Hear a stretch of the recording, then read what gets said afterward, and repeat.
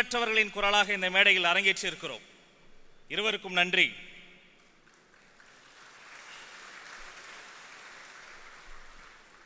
நீங்க கவனிச்சிருப்பீங்க, தரையில தான் நின்றுகிட்டு இருந்தேன். டக்குன்னு ஒரு பெட்டி வர வச்சு தலைவர் அதுக்கு மேலே ஏறி நிற்க சொன்னாரு. என்னை மட்டுமல்ல, 8 கோடி தமிழர்களின் வாழ்க்கையை உயர்த்த போகிற தலைவர் முன்னால் இந்த தீர்மானங்களை வைத்திருக்கிறோம். சில கழக நிர்வாகிகள் தலைவர் முன்னால் பேச வேண்டும் என்று கேட்டபோது முதலில் பெண் நிர்வாகிகளை பேச வையுங்கள் என்று உத்தரவிட்ட தலைவர் எங்களுடைய தலைவர். அடுப்பில் வேகும் அரிசிகள் அல்ல, அகிலமாலும் அரசிகள் எங்க சிங்க பெண்கள். இதோ மகளிர் நிர்வாகிகளில் சேலம் மத்திய மாவட்டத்தினுடைய செயற்குழு உறுப்பினர் செல்வி என் நந்தினி பி அவர்கள் வருகிறார். வாங்கம்மா.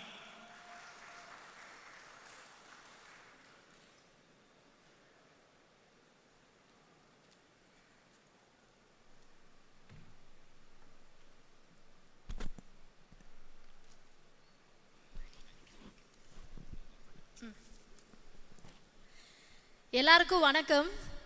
ஒரு பொண்ணா நம்ம தமிழ்நாட்டில் இப்போ நடக்கிற சில பிரச்சனைகளை என் பார்வையில் நான் ஃபீல் பண்ணுறதை இந்த மேடையில் பேசணும்னு நினைக்கிறேங்க.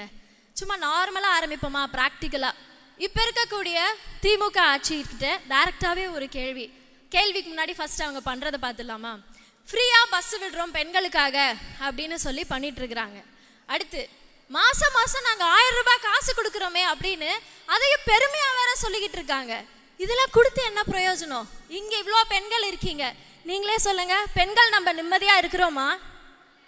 பெண்கள் நிம்மதியாக இருக்கிறோமா அப்படின்ற இந்த கேள்வியை கேட்டால் இப்போ இருக்க திமுக ஆட்சி என்ன பதில் சொல்லுவாங்க? இந்த கேள்விக்கு அவங்க கிட்ட பதில் இருக்கா? ஃபர்ஸ்ட் எப்படிங்க நிம்மதியாக இருக்க முடியும்? பாதுகாப்பே இல்லை. பாதுகாப்பு இருந்தால் தானே நம்மளால நிம்மதியாக இருக்க முடியும். பயந்து பயந்து பயந்து டெய்லியும் அவ்வளோ கஷ்டத்தை வந்து அனுபவிச்சுட்டு இருக்கோம். இது சரியா இருக்குமா? இங்கே போனால் பாதுகாப்பாக இருப்போமான்னு அவ்வளோ கேள்வியோட தான் நம்ம தினம் வாழ்ந்துட்டு இருக்கிறோம். காரணம் டாஸ்மாக். தெருவுக்கு தெரு டாஸ்மாக் அவங்களே திறந்து வச்சுட்டு மாதம் 1000 ரூபாய் காசையும் கொடுத்தா அந்த காசெல்லாம் எங்கே போய்கிட்டு இருக்குது? இதெல்லாம் யார் தான் கேட்குறது? எவ்வளோ நம்ம கஷ்டப்பட்டுட்டு இருக்கோம்ல. இது கூட பரவாயில்ல, இப்போ வீட்டில் குழந்தைங்க இருக்காங்க, தைரியமாக நம்மளால ஸ்கூலுக்கு அனுப்ப முடியுதா? அவ்வளோ பயமாக இருக்குது. ஏன்னா அங்கேயும் சில மோசமான வாதியார்கள் குழந்தைங்களை அப்யூஸ் பண்ணுறாங்க. காலேஜில் பாதுகாப்பு கிடையாது, வேலை செய்கிற இடத்துல பாதுகாப்பு கிடையாது. பெண்கள் எங்கேயுமே நிதானமாக ஒரு நிம்மதியாக வெளியில் நடக்க முடிய மாட்டேங்குது. ஏதாவது ஆயிடுமான்ற பதட்டத்தோட எத்தனை நாளைக்கு நம்ம இப்படியே இருக்க முடியும்? இன்னும் சொல்ல போனால் நம்ம நாட்டில் வாழ்கிற மாதிரியே இல்லை, ஏதோ ஒரு காட்டுக்குள்ளார பயந்து பயந்து மிருகம் வந்து கடிச்சிருமா, ஏதாவது பண்ணிருமா அப்படின்ற பயத்தோடயே வாழ்கிற மாதிரி தான் இருக்குது.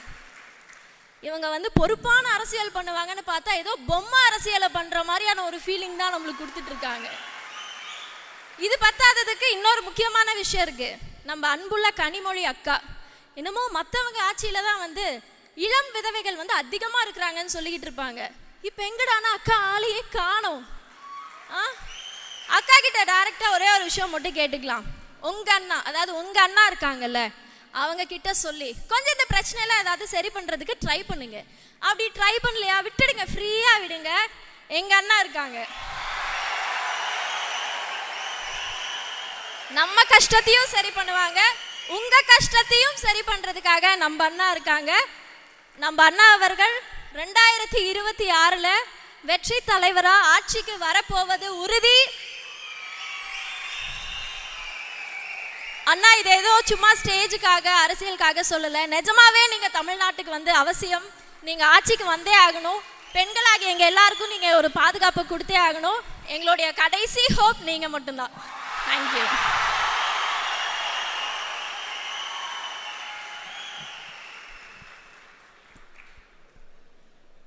வரவேண்டிய இடத்தில் வரவேண்டியவர்கள் வந்தால் எங்கள் பெண்களும் பாதுகாப்பாக வெளியே வருவார்கள். அந்த நாள் தொட்டுவிடும் தூரத்தில் காத்திருக்கிறது 2026. அடுத்து உறுப்பினர் வழக்குரைஞர் SN யாஸ்மின் அவர்களை அன்போடு அழைக்கிறேன்.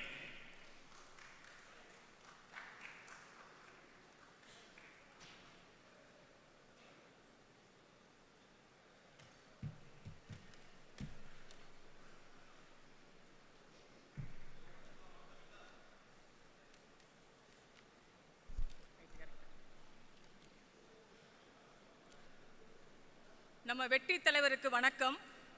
நம்ம பொதுச் செயலாளருக்கும் பொருளாளருக்கும் மற்றும் மேடையில் இருக்கும் அனைத்து தலைமை கழக நிர்வாகிகளுக்கும் வணக்கம். இப்போ நம்ம தமிழ்நாட்டில் ரொம்ப முக்கியமான பிரச்சனையே நம்ம பெண்கள் பிரச்சனை தான். அதில் இந்த திமுக கவர்மெண்ட்டு அக்கறையே காட்டுறது இல்லைங்க. அவங்க கவனம் எல்லாம் அவங்க அப்பா மேலே தான் இருக்குது. நாங்கள் கேட்குறோம், நீங்கள் நம்ம பெண்களுக்கு அப்பாவா? எங்கே இருந்து இதை காப்பி அடிச்சிங்க? எங்கள் வெற்றி தலைவர் மாநாட்டில் தமிழ்நாட்டில் இருக்க எல்லா பெண்களையும் பார்த்து சொன்னார், உங்கள் மகன், உங்கள் அண்ணன், உங்கள் தம்பி, உங்கள் நண்பன், தோழனா நான் இருப்பேன்னு. அதை பார்த்து தானே காப்பி அடிச்சிங்க. எங்கள் தலைவர் சொன்னதை நம்ம நாட்டு பெண்கள் எல்லாரும் சந்தோஷமாக ஏற்றுக்கிட்டோம். ஆனால் எங்களுக்காக எதையுமே செய்யாமல் அப்பான்னு சொல்கிறதுக்கு எப்படி மனசு வந்துச்சு? யார் அந்த சார்னு இன்னும் கண்டே பிடிக்க முடியல. அதில் இவர் அப்பாவா? தலைவரே, எல்லாத்துக்கும் ஒரு நல்ல முடிவு உங்கள் கையில் தான் இருக்குது. நம்ம நாட்டு பெண்கள் உங்கள் கூட தான் நிற்கிறோம். நீங்கள் ஆட்சிக்கு வரணும், அதுதான் எங்கள் ஆசை. வாங்க தலைவரே, வழிகாட்டுங்க. உங்களுக்காக உழைக்க தயாராக இருக்கும். நன்றி, வணக்கம்.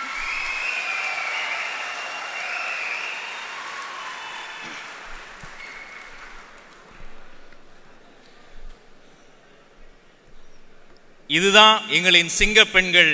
பேசாத பேச்சை பேசுவார்கள், கேட்காத காதுகளுக்கு கேட்கும். இதுவரை வராத மாற்றம் தமிழ் நிலப்பரப்பில் வரும்.